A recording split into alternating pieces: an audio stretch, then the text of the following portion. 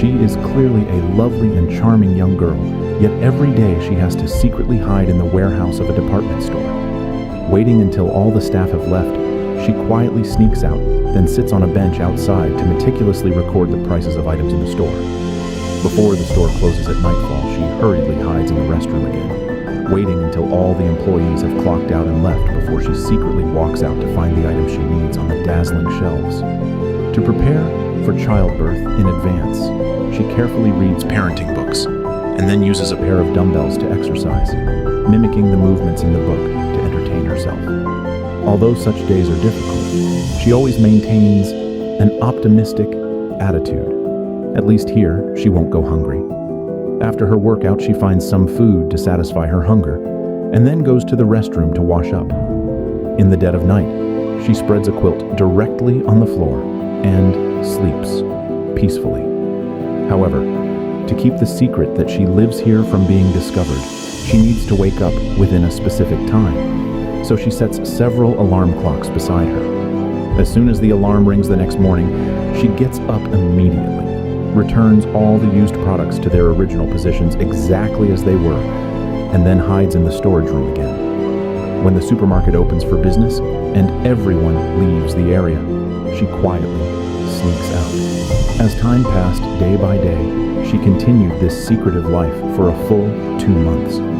However, on a dark and windy night with lightning flashing and thunder rolling outside, Novalee curled up on the floor of the department store, suddenly feeling a sharp pain in her stomach. She quickly realized she was about to go into labor. Although she had made ample psychological preparations before this, when the moment truly arrived, her heart was filled with extreme panic.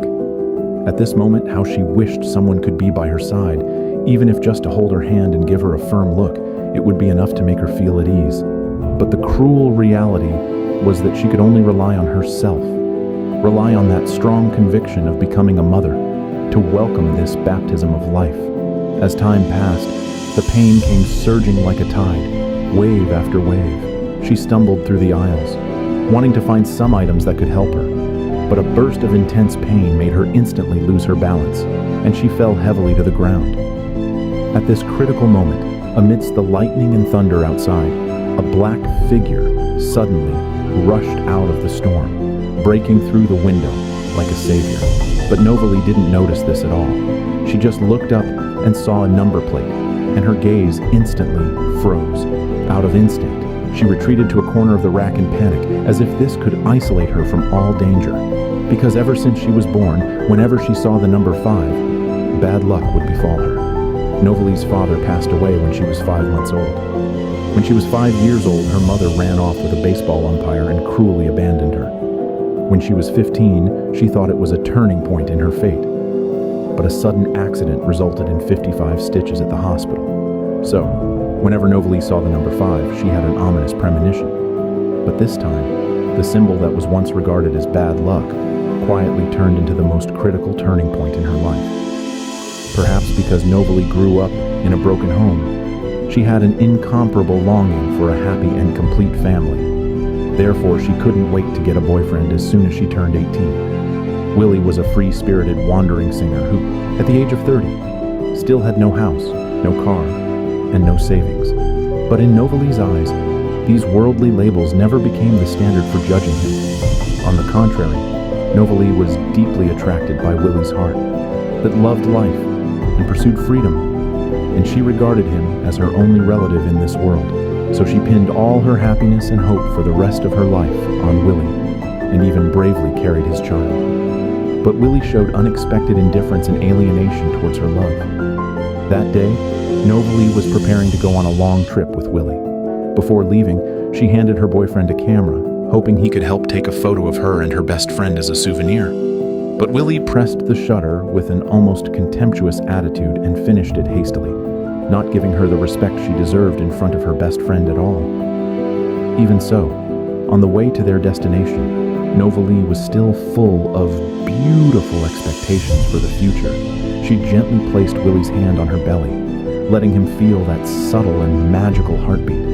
But Willie was not moved by this most shocking moment in life. Instead, with an extremely impatient expression, he told Novalee a depressing fact Her shoes had fallen out of a hole in the bottom of the car at some point. Facing Willie's blame, Novalee felt wronged like a child who had made a mistake. Just when she felt incredibly depressed about this, she was pleasantly surprised to find a supermarket not far away. What the hell? Walmart. I can go to the bathroom. Willie slammed on the brakes and made a sharp turn, parking the car in the parking lot in front of the supermarket. Novalee asked Willie for $10, which instantly aroused his disgust. Just as Novalee selected her shoes and was ready to pay, she was horrified to find a string of numbers symbolizing bad luck on the supermarket's display screen. A wave of intense panic surged over her like a tide, and she hurriedly ran out of the mall. She looked around the parking lot and found that her boyfriend had indeed vanished, leaving behind only her most cherished old camera. Novalee's heart was filled with panic and helplessness, and her abnormal behavior quickly attracted the attention of a female supermarket staff member who warmly asked Novalee if she needed help. At this moment, Novalee's eyes were empty and confused. Perhaps she couldn't accept this fact yet, or perhaps in that chaos, she still harbored a faint fantasy of her boyfriend's return. I went to get the car fixed. He'll pick me up. For an 18-year-old girl who was pregnant and had no one to rely on, this was, in a way, her only form of self-comfort. She quickly adjusted her mindset. After all, for the sake of the child in her womb, she had to bravely face everything that was about to happen. After that, she sat on a bench playing with the camera while waiting for Willie to return. But at this moment, a woman with a kind and amiable face walked over warmly to greet her. It turned out that Sister Husband had mistaken Novalee for a friend's daughter, so she asked after Novalee's well-being like a mother and gave her a basket of gifts, as well as a buckeye tree symbolizing good luck, hoping it would bring good fortune to her and the unborn child. However, she never could have imagined that this buckeye tree would completely change her life. During the warm moment of parting, Sister Husband specifically left her address and invited Novalee to visit her home. Facing such motherly care and invitation, ripples rose in Novalee's heart. After all, no one had cared about her like this since she grew up. She was very grateful for Sister Husband's kindness, but deep down, there was still an indescribable lingering worry, a faint hope that Willie might change his mind. She worried that if she left here now, she might miss the best time for Willie to come back and pick her up. She knew deeply that Willie was not only her emotional sustenance, but also the indispensable father in the child's life. So she chose to continue waiting here. Subsequently, she walked into the supermarket and wandered in the children's clothing section, her gaze falling on the colorful little clothes, her heart filled with the warmth and anticipation of motherly love. However, just then, the supermarket broadcast interrupted her thoughts. Checkout counters. Walmart will open again at 9 a.m. tomorrow morning. And as always, thank you for shopping at Walmart.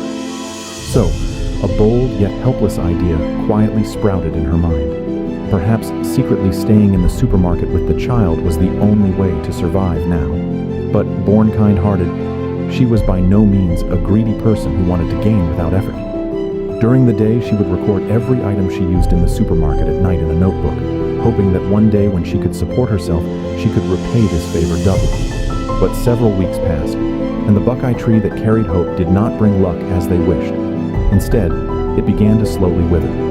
Perhaps in countless lonely nights, the buckeye tree gave her the only companionship. Or perhaps this buckeye tree had quietly become her last thought to persist in living and finding a turning point. So she walked into the town library with the mentality of giving it a try, attempting to obtain some methods of caring for it from books. In the library, she met an honest librarian named Forney. After learning of Novalee's intention, Forney enthusiastically helped recommend books on caring for buckeye trees. Due to her poor family environment, Novalee hadn't read many books, so she recognized very few words. Therefore, she longed to find some help from Forney. But Forney seemed to have encountered some trouble as well. Before Novalee could speak, he hurriedly ran upstairs. At this moment, Novalee realized that perhaps returning the item to its owner was the ultimate destination for this buckeye tree. So she went to Sister Husband's address to return the buckeye tree to its original owner. During the return process, she didn't reveal too much about her current situation, only humbly stating that her knowledge was poor, and she really couldn't properly care for this sapling. Sister husband didn't pursue the matter too much. Instead, she hosted Novalee warmly and sincerely invited her to lunch. They sat around the dining table holding hands to pray for the impending new life.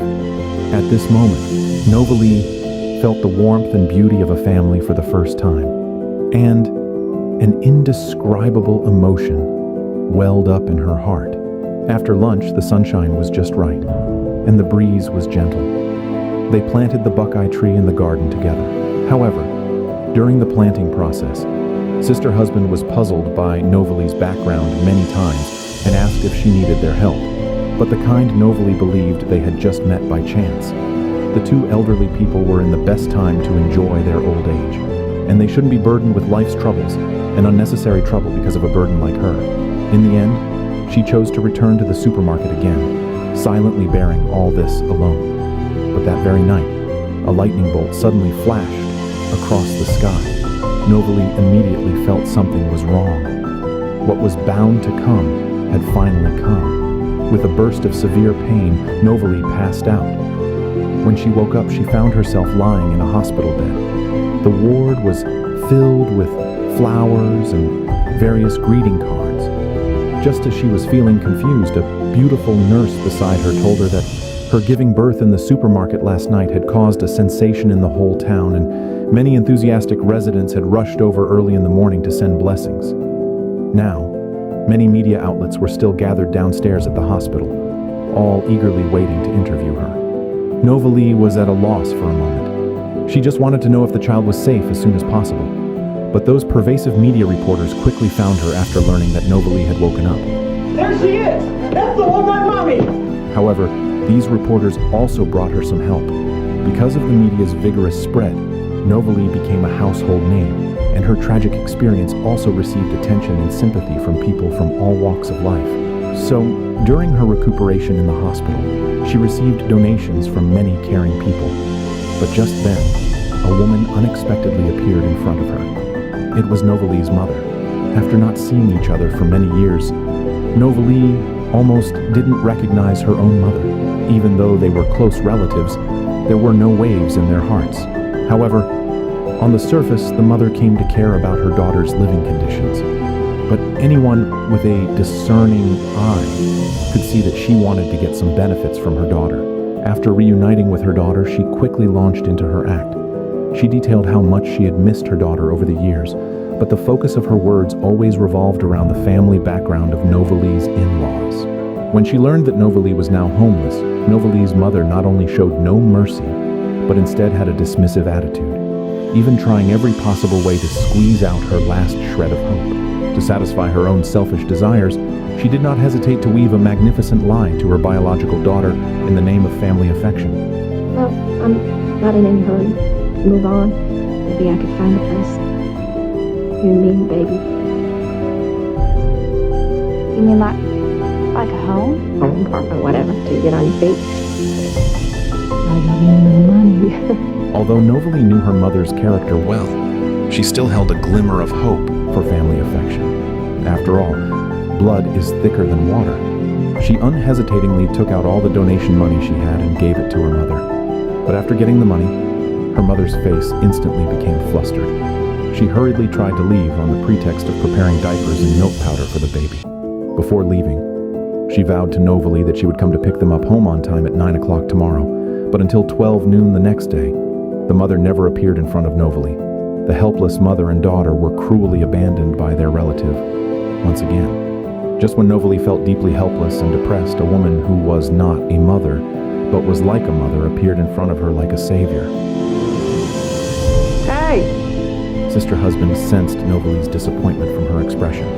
She knew well that for someone who had experienced such tragic encounters, cliché pity would instead make Novalee lose her due self-esteem. So, she wove a white lie to Novalee with love. So stay with me for a while, so you could take care of it.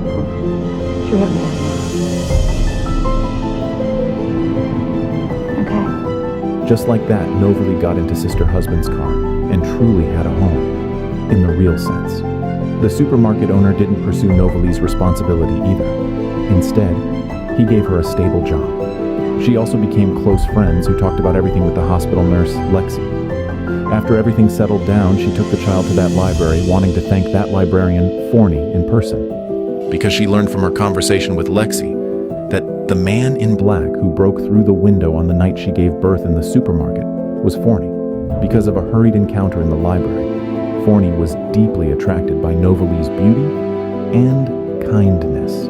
The origin of this strange girl also attracted his attention, so he secretly followed Novalee to prevent any unfortunate accidents from happening to her. It was precisely because of this hero saving the beauty that they formed an indissoluble bond. From then on, they helped each other in life. In his spare time, Forney helped Novalee take care of her daughter, filling the vacancy of a father in her daughter's growth. With Forney's help, Novalee also learned professional photography knowledge from the library. Relying on her own efforts to continuously improve herself, she finally won supreme honors in the photography world and reached the pinnacle of life. She not only had her own new home, but also formed the family she had dreamed of with Forney. And that ex-boyfriend who had ruthlessly abandoned her became a hit local rock singer thanks to his connection with an agent. But due to his indiscreet, private life, he was discovered by his boss and eventually ruined his reputation. One night, while drinking alone, his legs were crushed by a speeding train. When Novalee went to the hospital to visit him, he finally regretted it endlessly, but it was all too late. He was lucky enough to meet Novalee, which was a rare gift in life, but he didn't know how to cherish it and ended up in such a tragic state. As for Novalee, her life was full of bumps and misfortunes from the very beginning. At birth, she suffered the immense grief of losing relatives, as if fate had closed that warm door to her from the start. In the process of growing up, she was ruthlessly abandoned by her mother twice, and when pursuing happiness, she met the wrong person. But she never gave up on her pursuit. Life may often be much worse than we imagine, but what we can do is keep hope and kindness in our hearts and continue to walk on strongly. Every small act of kindness is like a lamp lit in the grayness, not only illuminating one's own path, but also bringing warmth and light to the people around. Even if the road ahead is full of thorns, harboring hope is like holding a compass, guiding us towards a better direction. Please remember, no matter what you encounter in life, as long as you maintain inner kindness and resilience, you will definitely see the dawn of hope, because life does not lack failure and setbacks. What it lacks is the courage to start all over again. If you want more movie explainers like this, comment the next movie name. And subscribe to K.Movie.E Explain at K.Movie.E for more. Please visit to our Instagram and Facebook page. Thank you so much for watching till the end.